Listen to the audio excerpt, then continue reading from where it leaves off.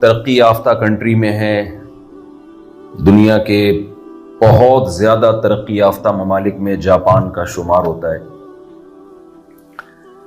तरक्की याफ्ता ना होता तो पाकिस्तान, इंडिया, श्रीलंका, मलेशिया और कहाँ से इंडोनेशिया को लोग छोड़ छोड़ के यहाँ आते हैं, मूव करते हैं कि जी यहाँ तनख्वाह जो मिलेगी उसमें गुजारा अच्छा होगा, अमन है, सुकून है, इत्मीनान है। तो दुनिया की इन रंगरलियों में इंसान बहुत बड़ी गलती कर बैठता है, वो गलती जो पिछली कौमों ने की।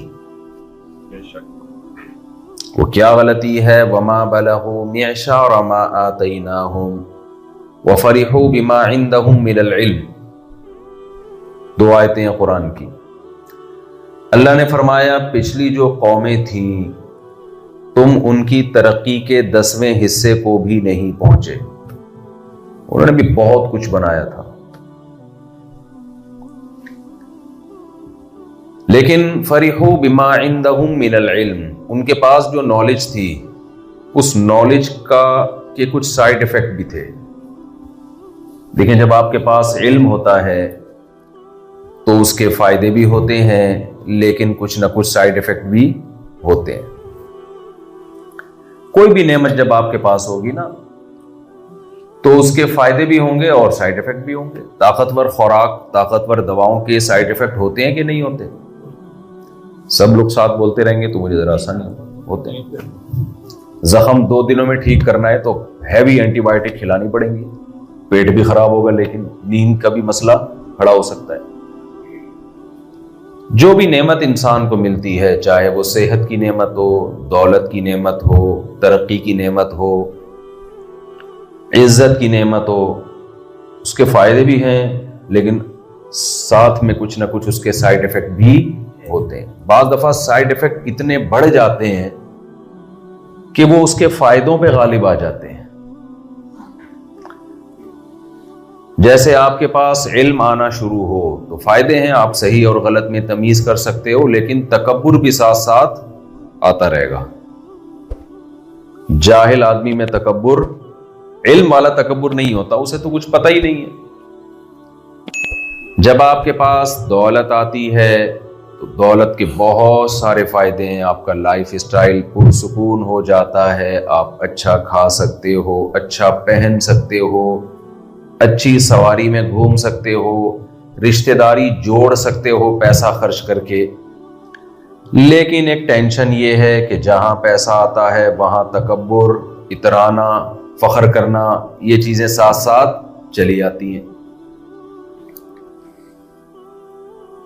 तो जहां तरक्की आती है जिन कौमों में, अच्छा ये जो साइड इफेक्ट है ना, ये इनफिरादी तौर पर भी लोगों में आते हैं और कौमी सतह पे भी आते हैं।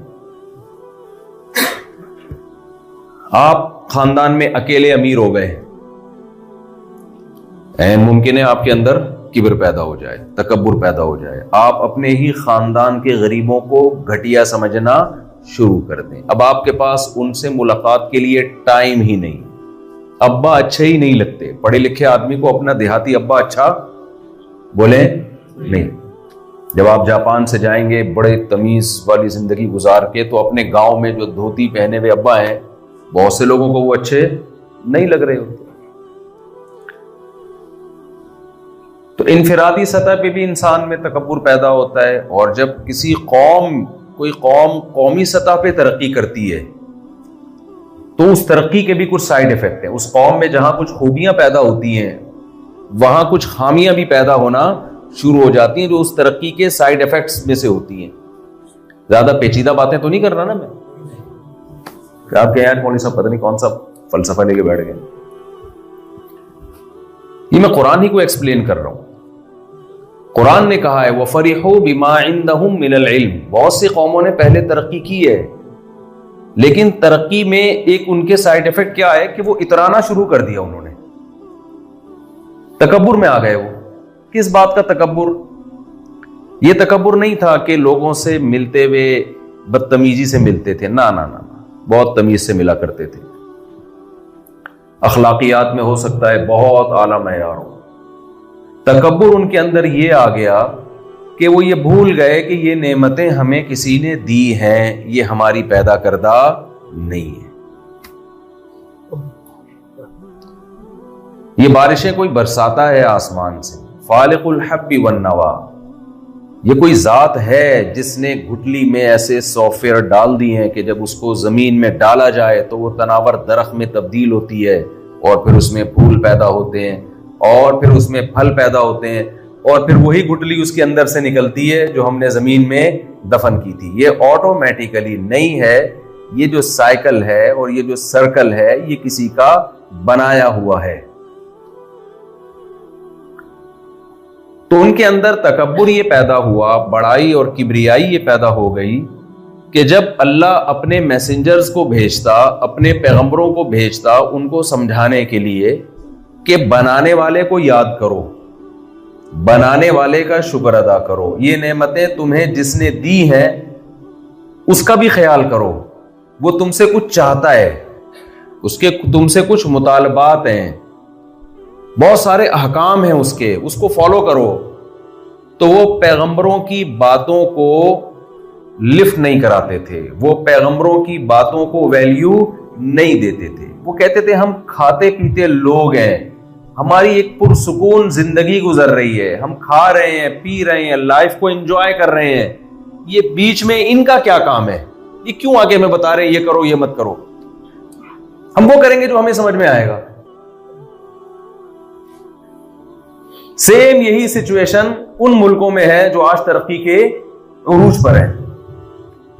उन कौमों के पास अल्लाह के बारे में सोचने का टाइम, जुमला कंप्लीट करना है आप लोगों ने, सोचने का टाइम नहीं। जो लोग यहां मूव करके आते हैं उनके पास सब कुछ सोचने का टाइम है, अल्लाह के बारे में सोचने का टाइम नहीं। तो क्यों भाई? मौलाना साहब यूनिवर्सिटी में क्यों जा रहे हैं? मौलाना साहब जापान आके हमें क्या समझाएंगे? यहाँ की ट्रेनें इतनी अच्छी हैं, यहाँ के जहाज इतने अच्छे हैं, यहाँ के पायलट इतने अच्छे हैं, यहाँ की सड़कें अच्छी। मौलवी साहब तुम एक मुल्क से आ रहे हो, गरीब मुल्क, कर्जे मांगता रहता है और हमें आके समझाओगे? ये हो सकता है आपके जहन में सवाल आ रहा हो। तो फरिहू बिमा इंदहुम मिनल इल्म, पिछली कौमों ने जब तरक्की की है ना, तो अल्लाह कहते हैं हम जब पैगंबरों को भेजा करते थे तो कौमों की समझ में पैगंबरों की बातें नहीं आती। कहते ये क्यों, इसकी जरूरत क्या है? देखें, इंसान उस चीज को वैल्यू देता है जिस चीज की वो जरूरत महसूस करता है। जरूरत होती है नहीं, महसूस कर रहा हो, महसूस कर रहा हो उसकी जरूरत। आपको पाकिस्तान में, इंडिया में, बांग्लादेश में, श्रीलंका में जरूरत महसूस हुई कि भाई गुर्बत है, महंगाई है, यहां हम अपने और अपने घर वालों का पेट सही तरीके से नहीं भर सकते, हमारी जरूरतें पूरी नहीं हो रही हैं। इस जरूरत का एहसास हुआ, आपने सर्च किया, ट्रैवल एजेंट से राब्ता किया, अपने लोगों से, रिश्तेदारों से, अंडी वालों से राब्ता किया, भाई कोई वीजे का जुगाड़ लगाओ, पाकिस्तान से क्या करना है हमने, इंडिया से हमने भागना है, मलेशिया से भागना है, इंडोनेशिया से भागना है, यार कुछ करो यार। हलचल हुई ना उन दिनों में, कोई आके आपको बताता, काला कलोटा सा होता, चरसी होता, हीरोइंची होता, कोई पर्सनैलिटी नहीं होती उसकी, लेकिन वो आके बताता यार एक फला कंट्री है, उसमें बड़ी अच्छी जॉब है, वहां ऐसी तनख्वाह है। तो आप उसकी पर्सनैलिटी को देखे बगैर उसकी बात पे कान लगा के सुनना शुरू कर देते, चाहे चर्च की बू आ रही होती उसके मुंह से। आप कहते यार हो सकता है मेरे काम की ये बात कर रहा हूं। मेरा एक बयान हुआ था, बयान भी नहीं, बयान के दौरान मैंने छोटी सी बात कर दी थी गुर्दों के बारे में। मैं कोई डॉक्टर तो हूं नहीं, मैंने ये थोड़ा सा बता दिया भाई गुर्दों। एक डॉक्टर आए थे, उन्होंने कहा ये जो हम मल्टीविटामिन वगैरह बिला वजह खा रहे होते हैं, इससे गुर्दों के खराब होने का खतरा होता है। बड़े एक्सपर्ट डॉक्टर थे वो, किडनी के स्पेशलिस्ट थे। मैंने बयान के दौरान छोटी सी ये बात कह दी कि भाई ये विटामिन फालतू में जो खा रहे होते हैं, इससे गुर्दे बेड़ा गर्क हो जाता है, इससे खतरा होता है। अब बयान के दौरान छोटी सी बात आई, किसी ने मेरा क्लिप चलाया, गुर्दे कैसे खराब होते हैं,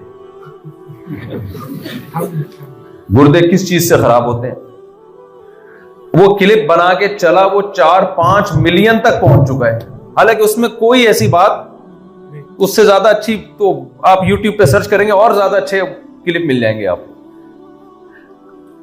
मैंने पर बहुत कोशिश की, भाई इसको हटाओ यार, लोग समझ रहे होंगे पता नहीं कोई किडनी के बारे में मुफ्ती साहब ने कौन सी ऐसी रिपोर्ट पेश की है जो अब तक हमने कहीं सुनी नहीं है। और रिपोर्ट क्या है कि विटामिन ने, खाली इतनी सी बात थोड़ी है, गुर्दों का तो पूरा एक पूरा जो है टॉपिक है, वो तो किडनी का स्पेशलिस्ट ही कर सकता है। मैंने कहा मेरी बेइज्जती हो रही है, कोई डॉक्टर सुनेगा बोलेगा यार ये किडनी के बारे में क्या रिपोर्ट, हो सकता है बहुत से बड़े बड़े डॉक्टरों ने भी सर्च किया हो, लेकिन वो इतना वायरल हो गया, इतना फैल गया कि अब मेरे लिए उसको हटाना मुमकिन नहीं रहा। वो शेयर होती चली जाती है ना चीजें, हमने कहा छोड़ो रहने दो। बात गलत तो थी नहीं उसमें, बात तो सही थी, लेकिन ना मैं गुर्दों का स्पेशलिस्ट हूं, ना उसमें कोई ढंग की बात थी। फैल क्यों गई, सब सुन रहे हैं, क्यों? गुर्दों के मसले बहुत सारे लोगों के साथ हैं। लोगों ने जरूरत को महसूस किया, भाई शायद कोई मौलवी साहब ऐसी बात बता रहे हो कि हमारे गुर्दे उससे क्या हो जाएं, ठीक हो जाए। और बहुत से लोगों ने अड़ोस पड़ोस में लोगों के गुर्दों को खराब होते हुए देखा। इनके अपने ठीक है, लेकिन इनको ये डर था कि कहीं हमारे भी खराब ना हो जाए, तो उनको जरूरत महसूस हुई। कहीं भी किडनी लिखा हुआ आ रहा है, उन्होंने, चाहे वो सिडनी के रहने वाले हों या कहीं के भी, उन्होंने गुर्दे पे क्लिक किया है वहां। ये मैं मिसाल क्यों दे रहा हूं, गुर्दों के बारे में रिपोर्ट पेश करने के लिए नहीं दे रहा, ये समझाने के लिए कि इंसान को जिस चीज की जरूरत महसूस होती है उसको वो कान लगा के सुनता है, उस पर वो ध्यान देता है।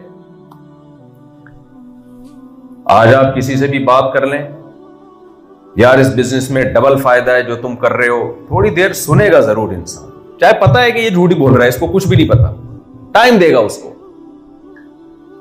कहते हैं ना, किसी ने भूखे से पूछा 2 और 2 कितने, तो भूखे ने क्या कहा, 2 और 2 4 रोटियां। हालांकि उसने रोटी के बारे में नहीं पूछा था, उसकी जरूरत थी क्या, रोटी, तो उसकी जबान पे रोटी का लफ्ज आ रहा है। तो बात यह है कि आज हमारा जो एजुकेटेड तबका है, पढ़ा लिखा तबका है, उसके पास दीन की बात सुनने का टाइम नहीं है।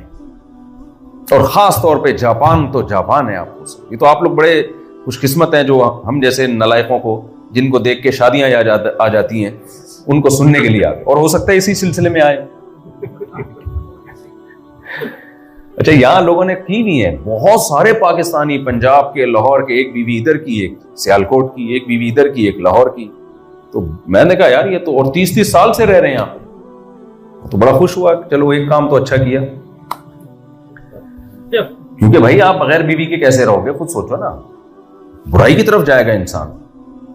तो ये तो बड़ा खानदानी काम किया आप लोगों ने, माशाल्लाह, मेरे आने से पहले ही जबरदस्त। तो मैं तो स्पीड थोड़ी सी बढ़ाऊंगा आप लोगों को। 2 क्या यार, फिर रह कितने के, 2 रह गई, 2 रह गई, 3 हो जाएंगी तो इसका मतलब हाथी निकल गया, दुम रह गई, तो चौथी क्या है, फिर तो चौथी भी करो। खैर, तो मैं ये अर्ज कर रहा था, जिस चीज की इंसान जरूरत महसूस करता है उसकी तरफ ध्यान देता है।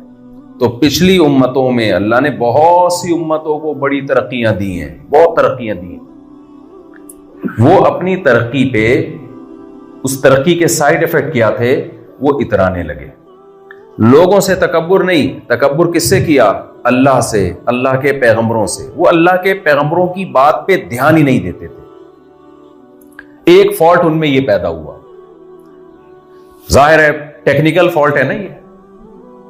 एक और फॉल्ट उनके अंदर ये पैदा हुआ कि जब उन्होंने तरक्की की और तरक्की की इंतहा को पहुंचे, मालो दौलत की रेल पेल हुई, तो उन्होंने गरीबों को नाकाम समझना शुरू कर दिया। उन्होंने कहा ये कामयाब हम हैं और गरीब क्या होता है, नाकाम। उन्होंने कहा ये गरीब ऐसे, आज भी आ रहे हैं ऐसे लोग, गरीबों को सुबह शाम गालियां देते हैं।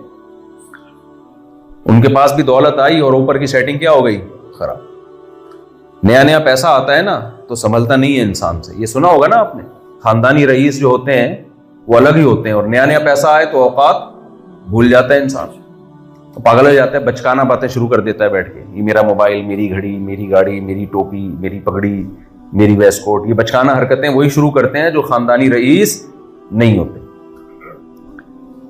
तो उनके अंदर, उन कौमों के अंदर दूसरा टेक्निकल किस्म का फॉल्ट जिसकी बस वजह तकब्बुर ही थी, वो ये पैदा हुआ कि जिसके पास पैसा नहीं है, तरक्की नहीं है, उन लोगों ने उनको नाकाम और घटिया और कमतर समझना शुरू कर दिया। उसका नुकसान ये हुआ कि अक्सर पैगंबर दुनिया में गरीब आए हैं। चंद पैगंबर तो बड़े मालदार गुजरे हैं, सुलेमान अलैहिस्सलाम, दाऊद अलैहिस्सलाम तो बड़े अरबपति, करोड़पति, मालदार पैगंबर थे। दौलत भी थी, हुकूमत भी थी और लाइफ स्टाइल भी बहुत लग्जरी था। सुलेमान अलैहिस्सलाम का बहुत ज्यादा लग्जरी लाइफ स्टाइल था। ये अल्लाह ने इसलिए रखा ताकि लोग ये ना समझे कि जो लग्जरी लाइफ स्टाइल है तो वो बेदीन है। अल्लाह को इससे कोई गरज नहीं है कि आप दौलतमंद हैं या आप गरीब हैं। पैसा है तो आपका लाइफ स्टाइल लग्जरी हो, इससे अल्लाह नाराज नहीं होता। अगर होता तो सुलेमान अलैहिस्सलाम तो अल्लाह के पैगंबर थे ना। अल्लाह उनसे कहता आपने इतना आलीशान बंगला क्यों बनाया, महल क्यों बनाया, तख्त क्यों बनाया। और सुलेमान अलैहिस्सलाम की बीवियों की तादाद भी बहुत ज्यादा, 100 बीवियां तो सही बुखारी के मुताबिक आपकी थी। तो दौलत थी तो दौलत नजर भी आनी चाहिए। लेकिन मेजॉरिटी पैगंबरों की जो थी वो अमीर होने के बजाय क्या थी, गरीब, मिस्कीन, दौलत नहीं थी उनके पास। और अल्लाह ने उन्हीं को दौलतमंदों के पास मैसेंजर बना के भेजा, पैगंबर बना के भेजा। इधर मूसा अलैहिस्सलाम है, किस कदर गुर्बत में, किस कदर हालत में, फिरौन के महल में खौफ की हालत में पले बड़े हैं कि अभी कत्ल कर सकता है, कल कत्ल, क्योंकि बनी इसराइल के थे ना। फिरौन को पता चल गया था मैंने महल में जिस बच्चे को पाल पोस के बड़ा किया है वो हमारी कौम का नहीं है, बल्कि वो किसका है, वो बनी इसराइल का है। हर वक्त डर था कि कत्ल कर दें। और इसी असना में मूसा अलैहिस्सलाम से काम क्या हो गया, गलती से बंदा मर गया। मशहूर वाकया है, मूसा अलैहिस्सलाम, बनी इसराइल का एक शख्स जो था वो फिरौनी से लड़ रहा था। मूसा अलैहिस्सलाम ने फिरौनी को थप्पड़ मारा इस नियत से कि लड़ाई छुड़वाऊं मैं। पाकिस्तान में तो आपको बहुत तजर्बा होगा ना, यहां तो पुलिस आके 1 घंटा तमीज से अव्वल आखिर 11 दफा दुरूद शरीफ पढ़ती है, फिर वज़ाइफ पढ़ती है, उसके बाद समझाती है। पाकिस्तान में इतना टाइम लोगों के पास नहीं। पाकिस्तान में कोई काम कर रहे हैं 2 थप्पड़ लगाओ, इंसान का बच्चा बन के कर देगा। अगर समझाने बैठ गए तो क़यामत तक समझाते रहोगे, समझ में बात नहीं है। या पुलिस ये करती है, आती है, जो रिपोर्ट है जो देख रहे हैं, समझाएगी मोहब्बत से दोनों को, तमीज से रहो भाई, तुम जापान में आओ, तुम छांगा मांगा में या चीचावतनी में या कराची लाहौर में थोड़ी हो तुम इस वक्त। तो मूसा अलैहिस्सलाम ने एक थप्पड़ लगाया था किब्ती को लड़ाई छुड़वाने के लिए। वो इतना पावरफुल थप्पड़ था, पैगंबरों में जिस्मानी ताकत बहुत होती है, वो मरी गया। एक और टेंशन हजरत मूसा अलैहिस्सलाम के सर पे, केस बन गया कत्ल का। तो वहां से निकले, मदियन गए और मदियन में अकेले वहां जाके बकरियां चराई हैं 10 साल। तो आप क्या समझते हैं, और बकरियां भी अपनी नहीं थी, मुलाजमत पे किसी और की बकरियां चराई, उजरत पे, तनख्वाह पे, दिहाड़ी या तनख्वाह जो भी। तो आप क्या समझते हैं, मूसा अलैहिस्सलाम ने उस दिहाड़ी तनख्वाह से जायदादें बना ली होंगी, है भाई? लेकिन मूसा अलैहिस्सलाम को भी इल्म नहीं था कि अल्लाह मुझे कितना बड़ा मकाम देने वाला है। और मुकाबले में है फिरौन, जिसके पास मिस्र जैसे तहजीब याफ्ता कंट्री की हुकूमत, बहुत मुहज्जब मुल्क समझा जाता था मिस्र उस वक्त। आज तक मिस्र की तहजीब जिंदा है, कायम है। और आपको पता है, मेरे एक डेंटिस्ट दोस्त हैं, उन्होंने मुझे बताया कि ये जो मिस्र में लाशें निकली है ना, जो बॉडीज हैं मिस्रियों की 4-4 हजार साल पुरानी, इनके दांतों में डॉक्टरों ने जब तहकीक की है तो पता चला ये लोग रूट किनाल किया करते थे दांत अगर खराब हो जाए। रूट किनाल कितना मुश्किल काम है। इनके पास ऐसे डॉक्टर थे जो दांत खराब हो जाए तो क्या करेंगे, जड़ों में सोने की तारें घुसी हुई होती थी, यानी दांत अगर खराब हो जाता। तो ये मेडिकल साइंस ने भी बड़ी तरक्की की थी, इतने फारिग नहीं थे जितने हम लोग समझते हैं। वरना भाई दांत निकाल के लगा देना रूट कैनाल करके आपको, और हम जिसको तजर्बा है, मुझे तो तजर्बा है ना, किस कदर मुश्किल काम है ये। तो मूसा अलैहिस्सलाम मिस्कीन 10 साल बकरियां चरा के वापस आ रहे हैं। अल्लाह मूसा अलैहिस्सलाम को भेज किसके पास रहा है, उस फिरौन के पास जो तरक्की की इंतहा को पहुंचा हुआ था। दौलत, इज्जत, शोहरत व फिरौन अज़िल औताद, जिसकी सल्तनत के खूंटे जमीन में गड़ चुके थे, इतनी मजबूत रियासत थी। लेकिन क्या था, फिरौन के पास जब ये हुकूमत और दौलत आई है तो उसकी खोपड़ी ऊपर की उसकी सेटिंग क्या हो गई? आउट। अब वो मूसा अलैहिस्सलाम की बात सुनने के लिए तैयार नहीं। जब मूसा अलैहिस्सलाम ने दावत दी है ना, हमेशा गुर्बत के ताने देता था। अम अना खैरुम मिन हाज़ल्लज़ी हुवा महीन, लोगों बताओ मैं बेहतर हूं या ये जो एक गुलाम कौम में पैदा हुए हैं। हाज़िहिल अनहारु तजरी मिन तहती, ये मेरे महल में नहरें बहती हैं। आज बड़े से बड़े बंगले में क्या स्विमिंग पूल बना लेगा ना, नहरें अब भी नहीं होती। उस वक्त फिरौन के पास जो महल थे उसमें चश्मों का रास्ता फिरौन के महल से गुजर के जाया करता था। कहते हादिहिल अनहारु तजरी मिन तहती, ये नहरें हैं जो मेरे महल में से बहती हैं। और मूसा के पास तो ना सोने का कंगन ना कुछ भी नहीं है मूसा के पास। अम अना खैरुन, ये इस बात की दलील है कि मूसा से बेहतर कौन है। बोले ना यार आप लोग तो बिल्कुल चुप, बिल्कुल माहौल ही नहीं है। मूसा से बेहतर कौन है? मैं हूं। मेरी गाड़ी, मेरा बंगला, मेरी घड़ी, आईफोन, मेरी तनख्वाह, बहरिया टाउन, ये सारी बातें हमसे पहले फिरौन ये कर चुका है। ये मंजन बिक चुका है बहुत पहले। मूसा अलैहिस्सलाम के पास फख्र करने के लिए कोई चीज पेश करने की नहीं। एक दफा भी मूसा अलैहिस्सलाम ने नहीं कहा कि फिरौन तेरी गाड़ी तो मेरी गाड़ी दे, कहीं भी नहीं है। थी नहीं, कुछ सवारी नहीं थी। उस जमाने की गाड़ी जो भी गधा ही था उस जमाने में, घोड़ा होगा, ऊंट होगा, शाही सवारी होगी। वो कह रहे हादिहिल अनहारु तजरी मिन तहती, ये मेरा महल है और उसके नीचे नहरें बहती हैं। हजरत मूसा ने जवाब में नहीं कहा कि तू कभी मेरे इलाके में आ तो देख मेरा घर कैसा है, क्योंकि मूसा को मालूम था कलीमुल्लाह को कि मेरे पास कोई घर नहीं, कोई झुग्गी भी नहीं होगी। जिंदगी 10 साल बकरियां चराने में गुजर गई भाई, इतनी मुश्किल से तो रिश्ता हुआ है वहां पे। और 10 साल बकरियां चरा के मूसा अलैहिस्सलाम की शादी हुई है। इससे पता चलता है पैगंबरों की नजर में शादी की, निकाह की कितनी वैल्यू है। 10 साल कलीमुल्लाह ने बकरियां चलाई हैं कि रिश्ता मिल जाएगा इस बहाने।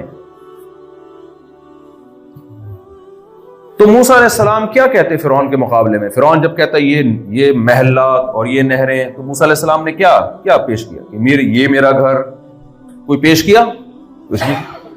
मूसा अलैहिस्सलाम ने कहा मैं तुझसे क्या बातें कर रहा हूं, तू अपने किस्से लेके बैठ रहा है। ये मेरा महल और ये मेरी हुकूमत और ये मेरा दबदबा और ये मेरी सवारी और ये मेरा घोड़ा और ये मेरी खादिम। हजरत मूसा के पास कोई खादिम नहीं था, कोई खादिम नहीं था। ये वो साइड इफेक्ट थे जो दौलत ने, जिसकी बेस पे फिरौन की खोपड़ी को क्या कर दिया, उसकी सेटिंग खराब कर दी। वो ये नहीं देख रहा कि ये मूसा खुदा के पैगंबर हैं और इनके पैगंबर होने पर अल्लाह ने बहुत से दलाइल कायम कर दिए हैं, लेकिन वो दलाइल में गौर करने के लिए भी तैयार नहीं है।